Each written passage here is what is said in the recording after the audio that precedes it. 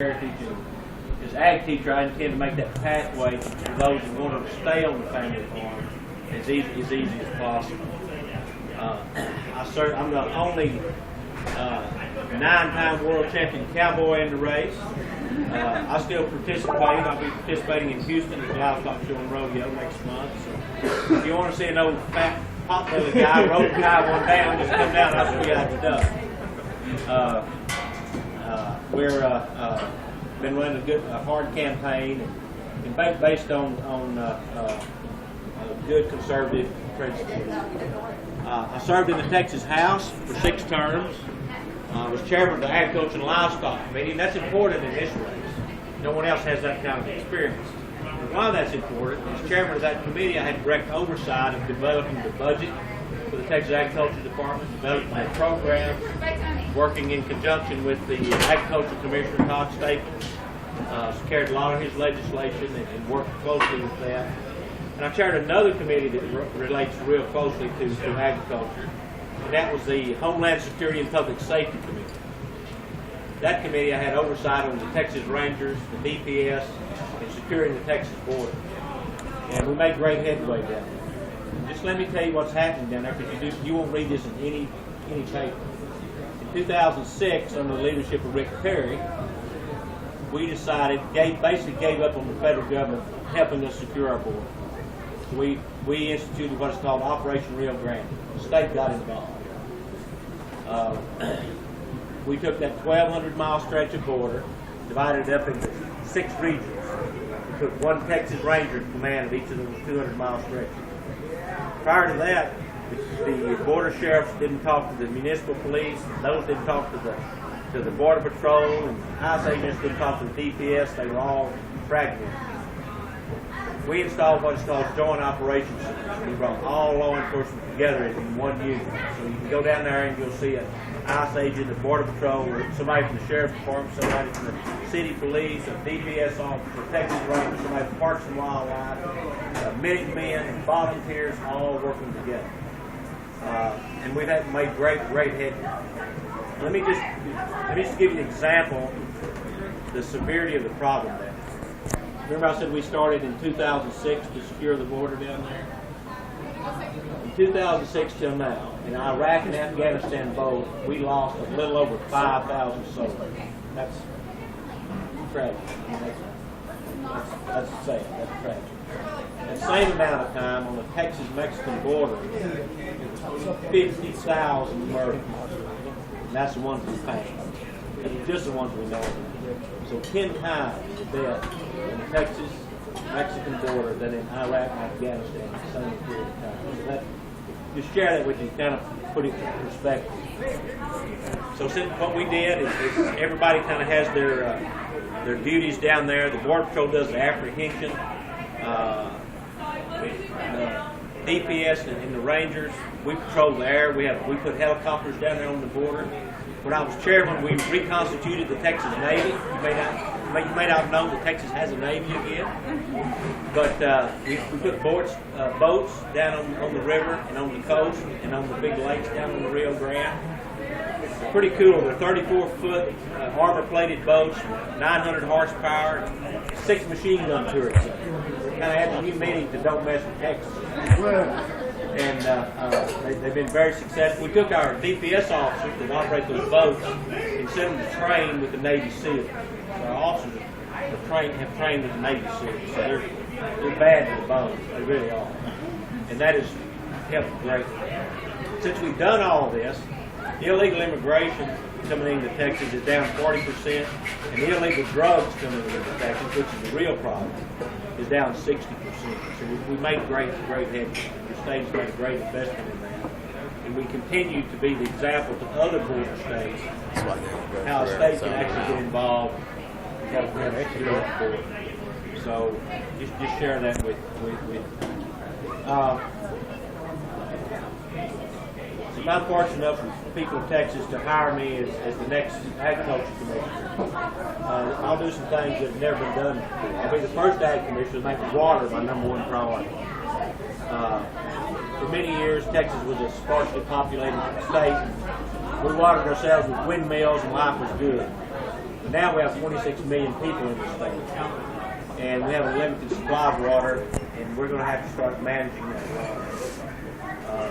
Voters last election, even though I was a reluctant supporter of it, didn't really agree with it, the voters approved taking $2 billion out of the rainy day fund to fund water projects. The election prior to that, you may not remember, but voters approved $6 billion in bond projects. So there's $8 billion sitting over here at the Capitol, the Treasury, for water projects. The state has a long-term water plan. It's a 50-year plan. It costs $53 billion. So we're going to implement that plan. But here's the problem.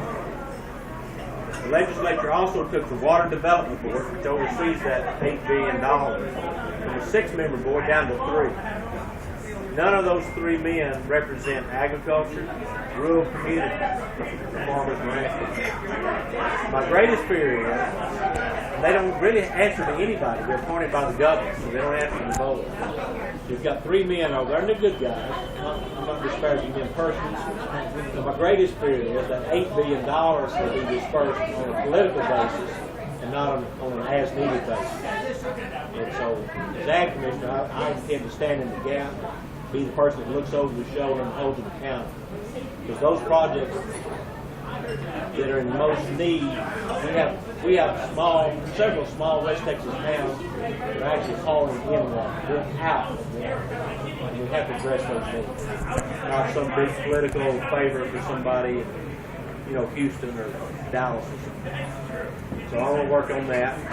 Another thing that I would like to do is return the Ag Department kind of like it was meant to be in the beginning. We have over 600 employees in a high-rise office building over here for the Capitol, bureaucrats. When a farmer calls Texas Department of Agriculture with a question or help, you usually get one of the bureaucrats on the 14th floor. I want to take those jobs and push them back out in the countryside where those employees have to live and work, go to Sunday school, and drink coffee with people they work with so they can connect with. Two purposes there. Obviously, I think that's where they belong, but it will also allow some young couples who need an off-the-farm job to stay on the family farm, that second off-the-farm job possibly, so they can stay in that community and live and work and raise their family. The Ag Department does a lot of things people aren't aware of. It handles almost $2 billion of nutritional programs passed down from the USDA. All the school nutritional programs, school lunch programs, school breakfast programs, Meals on Wheels, it's a huge agency. I want to scrub that and make sure that there's no waste or fraud or abuse. If there is, I'll prune the dead wood out of it. One of my pet peeves, having been a school teacher, my wife's in the school business. She's a founder and operates 2 charter schools. But I hate the cupcake.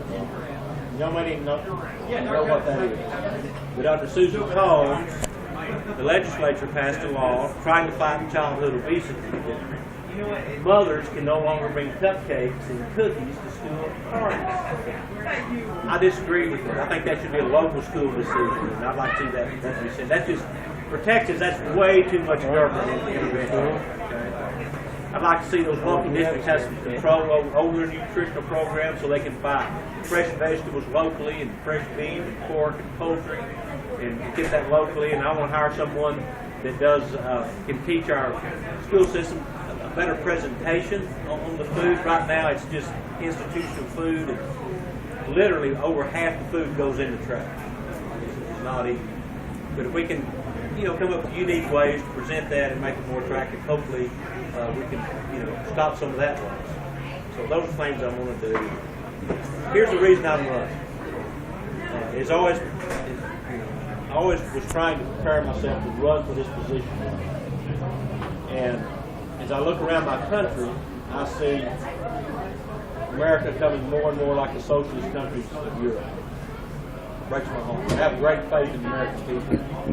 California was once the breadbasket of the nation, not so much anymore. You go out there, you can't raise chickens in cages, and you can't have sows in crates. The dairy industry has left because they can't comply with the air quality and the water quality rules, and you have to have a porta potty at the end of every turn row. And Texas is starting to look like that, with all these people moving in. If you hadn't figured out, I'm kind of a throwback. I'm a Texan. I want to keep Texas, Texas. Texas is the last best place. If we lose Texas, there's no place else to move to. There is no other Texas. There is no other America. This is it. We have to hold the ground there.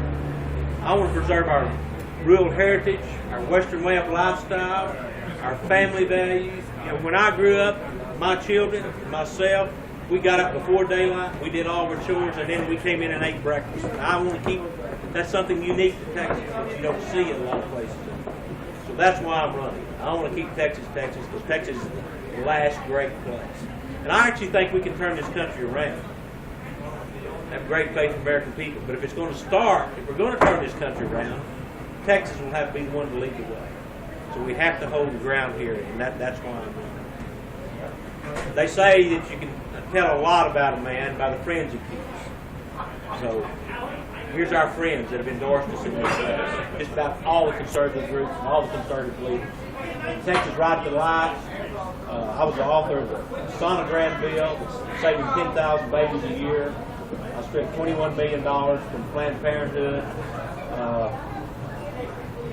Some other bills that I passed, I kind of had an eclectic group of bills, but I also passed a bill to allow Texans to hunt wild hogs out of helicopters. So I'm kind of known for saving babies and killing hogs.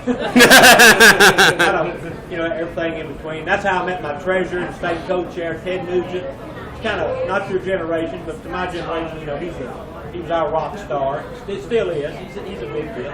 There's over 2 million friends on Facebook, so he's a big deal. Been in the news a little bit with Greg Abbott. But we also have the Young Conservatives of Texas. I have some young people on. My whole campaign staff is made up of young people. YCT president there at Charleston State. Taking a semester off and working on our campaign. Some other young men there and women are all helping us. Texas for Fiscal Responsibility has endorsed us. We have the Conservative Republicans of Texas, Homeschool Coalition, just on and on and on. We have about half of the ag groups that have supported us. The dairymen, the crop dusters, the Quarter Horse Association, the food processors, and several more. We didn't get the Farm Bureau endorsement. They typically endorse liberal people, and they didn't particularly like me because I don't support farm subsidies. I have a particular problem with ethanol subsidies. I just think it's wrong for the government to subsidize taking good corn and whiskey and pouring it in your fuel tank. I've never understood that, You should leave that to the free market. If somebody wants to pour it in there, go ahead. The government shouldn't subsidize it. So we've got conservative leaders across the state, great leaders like Kelly Shackelford with the Liberty Institute, Kathy Adams and Pat Carlson with Texas Eagle Forum, David Barton with Wall Builders, Rick Green with the Patriot Academy, Jonathan Simon with Texas Values, Michelle Smith, Concerned Women of America, and just on and on and on. Dozens and dozens of elected officials, including state representatives and congressmen, county chairmen, SRDC members, precinct chairs. There's one endorsement we don't have yet, and I'm working as hard as I can to get it. And actually, it's the most important endorsement that a candidate can have in this election, and that would be yours. If you hadn't voted yet, I certainly appreciate your support. Check us out at Miller for Texas. That's our page. Please go to our Facebook page and like it. We just rolled over 21,000 yesterday. We're trying to catch our nearest competitor. He's at 22. So we want to catch him before Election Day. So ask your friends to go and like it. That's something you can do to help our campaign. If you like what you hear tonight, much appreciate that. You can help us bounce over that 22,000. Thank y'all for coming out. I am so encouraged to see young people that are concerned about their state, about the country, and the direction it's going. You're the ones that restore my faith in this country. You're the ones that I was talking about when I said I had faith in American people that can turn this around. Because it's going to be your generation to do it. I'm kind of in the twilight, and I'm 58 years old. So, probably a couple of terms for me. I don't plan on running for lieutenant governor or governor. I want to be ag commissioner. I want to make the best ag commissioner that Texas has ever had. And that's my goal. So, God bless each and every one of you coming out tonight. I'll be glad to answer a few questions if you have any. Yes, sir. I'm curious about what your position on GMO labeling is. I know Whole Foods is now labeling everything in their store, whether it's GMO or non-GMO. Do you have a position? Have you studied the issue at all? I have. I'm very familiar with it. Here's where the Ag Commissioner has to be careful. The job of the Ag Commissioner is to be the cheerleader, the chief marketeer for Texas agricultural products. It's not his job to pick winners and losers. I'm not opposed to GMO labeling. You know, if some of you don't know what that is, GMO, genetically modified organisms. If you're for it, it's biotechnology or engineering. If you're against it, it's frankenfood. And everybody's kind of all over the place. But I'll be the best ag commissioner I can to promote organic products, farmers markets, traditional agriculture, the whole deal. I think the free market will work that out. I really do. I think the customers are going to demand that their products be labeled if it's a GMO. You know, Cheerios has now recently said that they're only going to use non-GMO oats in their cereal, and that's reacting to the free market system demands that. So if the free market, I think, will take care of that. Hopefully it will. Yes, sir. One of the other, you mentioned a bunch of the federal pass-through money. One of the other functions of the Ag Department is that they run the food stamp program. Now, one thing I've always wondered is, one of the things I've learned is that while Texas has pretty good in terms of eligibility standards on programs like Medicaid and a couple of other welfare programs, we are actually not that great in terms of, you know, we make it pretty easy to sign up for food stamps in this state. What are you prepared to do as Ag Commissioner to both A, make it harder to get food stamps, and B, reduce the food stamps rolls in general? The SNAP program, or the food, what used to be called the food stamp program, is actually still run by the Department of State Health Services. Oh. When Susan Combs was commissioner, all of the nutritional programs were in that department. Her main focus then was childhood obesity and nutrition, and the legislature, at her request, moved out the school nutrition programs, and that's the only part that was actually transferred in the Texas Department of Agriculture. We don't have oversight over that, but it's a very, very serious, lots of money. Right. About $2 billion just in the school nutrition programs is what the Texas Department of Agriculture oversees. So I was wrong about that. Yes, sir. I'll ask is probably the big question, which is, what exactly can we do to ensure our water needs are met, other than implementing that $2 billion we got set? Well, actually, when I was in the legislature, and we've been working on it several years, the state of Texas, through the Texas Water Development Board, we have developed a 50-year plan with projections of growth that's coming into Texas. We do have a plan. We are preparing for it. In that plan are 11 new reservoirs. We took the state and divided it up into 16 regions. And each one of those regions is right now developing its wish list of projects to get at that $8 billion. And actually, the $8 billion is plenty. You remember I said we needed 53. But if we're wise with that money, we'll leverage it, use it for a force multiplier, and not give that out to you know, it's grants to build a project, but to leverage the financing of a county or a water district or a municipality so they can get low interest loans or long-term loans, or we'll guarantee their loans. That's probably all the money we need for this stuff. These 16 regions will put in their wish list, but there's no way to rank them. You know, it's just these three men decide where it goes. So to me, that's a problem we need to focus. One of the things I'd like to do as Ag Commissioner is when the legislature comes back, I want them to expand that three-member board and put someone in there that represents rural communities and agriculture. Agriculture is the largest user of water. There's some things we can do immediately to address that problem. I'm conservative, so we need to conserve. That's the easiest and cheapest. We have some of our larger municipalities, from the time they receive their water to they deliver to their customers, are losing 30%. That's an infrastructure problem. That's leaky pipes and bad equipment and bad pumps. That's cheap to fix, and we can fix that quick. So we've got to conserve in every area we can. Agriculture's been doing it for a long time. We can still improve, changing out old irrigation systems for more modern systems that are more efficient, less wind evaporation, erosion, friction loss, pumps that are inefficient. We can do that, and we get that. We need to do that. Desalinization is becoming more affordable now.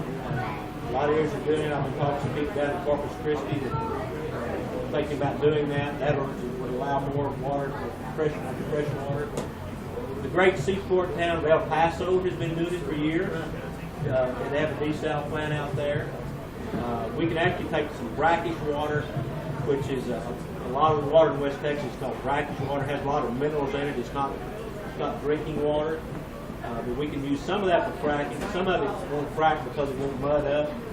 With desalinization, we can clean it up enough to use it in the oil field industry, so we don't have to use the fresh water. Some of it you can clean up enough to use for human consumption. So we need to do some things like that to address our water. Maybe more than you want to know about water. I'm kind of passionate about it. You hadn't figured that out. Any other questions?